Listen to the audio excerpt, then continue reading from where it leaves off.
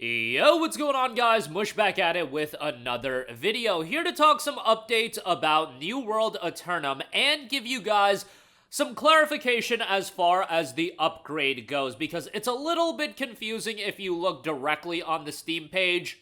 The New World website and community Q&A actually has a lot of clarification of how everything is going to work, and I imagine a lot of you guys only have the New World base game. The base game is still going to offer you a lot of upgrades once Aeternum drops on the 15th. If you have the expansion, that is going to extend it a little bit, but we'll go over all of that. And then also, they did a deep dive of the Curse Mist PvP zone, so we'll talk that at the end of this video. But right off the top, again, I imagine the majority of you guys that already own New World only own the base game. The base game came out all the way back in the fall of 2021, and a lot of people had heavy interest in the game when it initially came out, and then it died out, they dropped the expansion, a lot of people didn't check out Rise of the Angry Earth, so on and so forth. So here we go, Returning Adventures. Players who own New World, the base game, and the Rise of the Angry Earth expansion on PC prior to the release of New World Aeternum will receive a free update that includes all of the new content on October the 15th.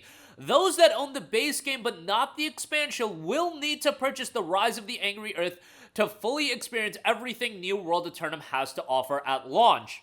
All PC players who log into New World until October 14th will also receive the Azot Stalker mount. That'll be coming up. And then also, for those that own the base game, here we go. Adventurers that choose not to purchase the expansion will be able to access base game content, including the revamped main story and quest flow, up to and including Brimstone Sands, all zones and elite areas outside of the Elysian Wilds, and the base game expeditions, including Glacial Tarn and Savage Divide. They can sell bind on equipped gear, score 626 plus items on the trading post, participate in improved influence experience, and access seasonal rewards and events. Players will also benefit from the many quality of life updates and enhancements that will launch alongside the console release. So here is my 2 cents if you are an owner of just the base New World game. I would say wait until this update drops, Aeternum, on October the 15th.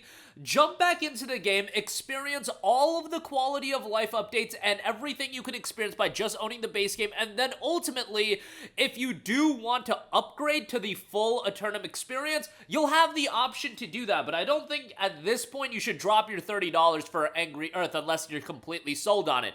Also, it should be noted that come October 15th, the New World Steam page is going to be restructured where this New World Aeternum version is gonna be the version to buy.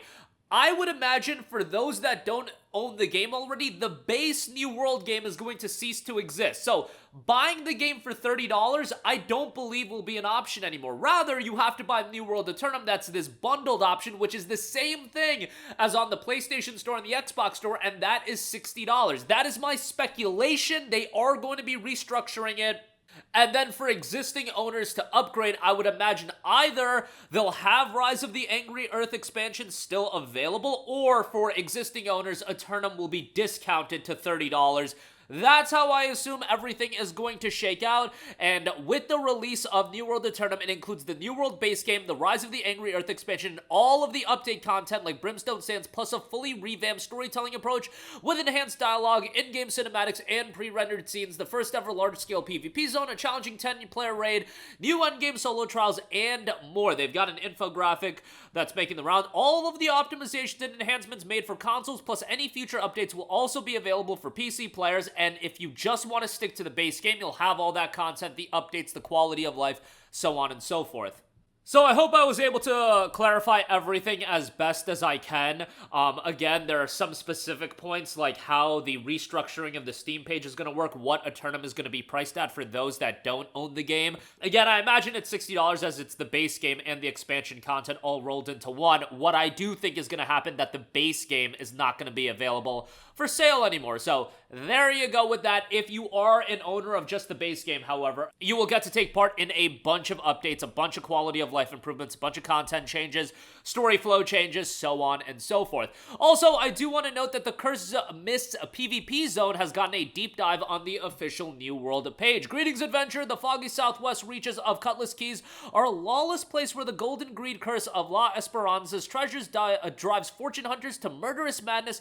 Even the closest of companions are liable liable to lethally betray one another, gather cursed doubloons and resources, but you'll have to escape before other looters steal your spoils. This all kicks off on October 15th, and they've got an inside look into the Christmas. I'm not going to go through everything, but they note massive murder balls of allied players. Any new feature this complicated is going to require a lot of playtesting. During all of that testing, we discovered unexpected but entertaining issues. Early on, it was possible for PvE players to range attack or heal lawless free-for-all PvP players from outside the zone border. You can imagine the shenanigans that followed. We were delighted to find that many of the riskier features worked as well or better than imagined, often with hilarious results. Trying to collude with other players isn't a bad strategy, but it's horrifyingly easy to accidentally, in quotes, catch friends in AoEs when the fighting gets hectic. I fondly recall lots of laughing, yelling, and sometimes sincere apologies. It's also a bittersweet treat to see the person who just murdered you pop up at a respawn point seconds after you having perished to something like your bleed or smolder. They noted we want to discourage massive murder balls of allied players. We implemented a new free-for-all system that eliminates all group, company, and faction ties. Even if you're fighting alongside friends, it's very easy to accidentally harm or kill one another. We also implemented a new crowd control system that keeps players from lingering in large packs for too long. Lastly, loot chest functions like normal resources once looted, they're unavailable to all other players until the respawns. The unique thrill of PvP. We believe in the strength of PvP combat, not to mention the unique thrill of PvP, and always look for more ways to engage both PvP and PvP players with enticing rewards. This time we wanted to deliver more free roam, always available PvP experiences rather than relying on instances, scheduled events, and matchmaking queues. They are bringing new forms of gameplay to Aeternum, culminating in a voluntary free-for-all open-world space.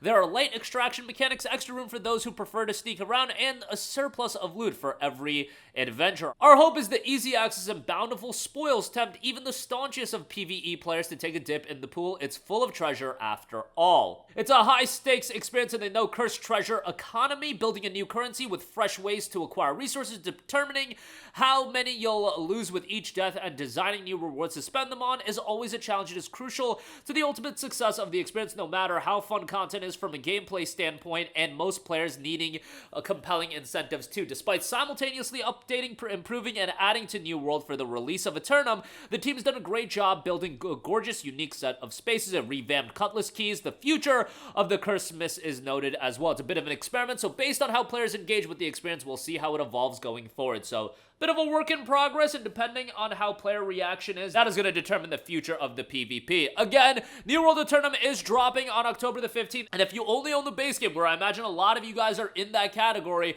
I would say hold off. I highly doubt that it's going to be a case of you have to drop $60 when this drops. If you own the base game, I imagine it's just going to continue being that $30 expansion. Either you buy the expansion or they'll discount the Aeternum package, which makes all the sense in the world to me. But that'll do it for me. Let me know all of your thoughts in the comments section down below. As always, thanks for watching, and I will bring you guys more updates as we hear more. That's going to do it for me. Again, your thoughts down below. Thanks for watching. I'll catch you guys in the next one. Peace out.